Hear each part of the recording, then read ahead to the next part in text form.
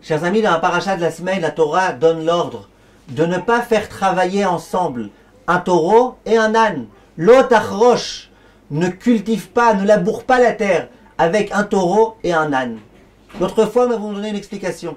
Là, j'aimerais vous donner une explication du chinour.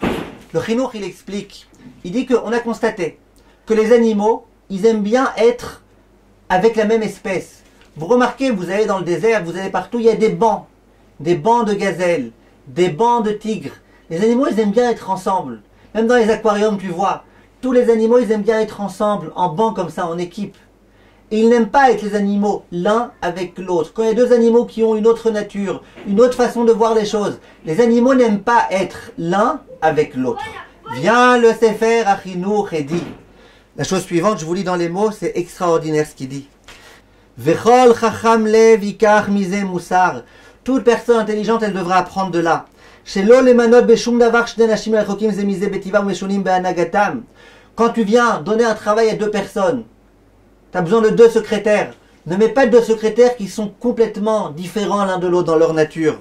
Comme tzaddik veracha, anikle veanirbad. Ne mets pas au même endroit un tzaddik et un racha. Quelqu'un de très très très honorable avec quelqu'un qui se moque de lui-même.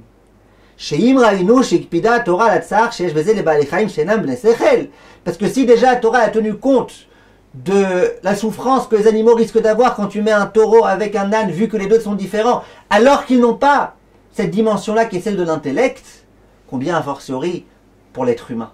Attention mes chers amis, à l'honneur qu'on doit à l'autre. Ceux qui pensent que la Torah elle n'est pas contre la souffrance animale, vous voyez la preuve. Combien la Torah elle est contre la souffrance animale, combien elle tient compte de la toute petite souffrance que l'animal peut ressentir.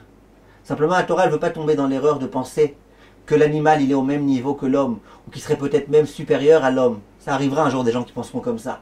Non, l'homme il est supérieur à l'animal. Kol tov mes chers amis.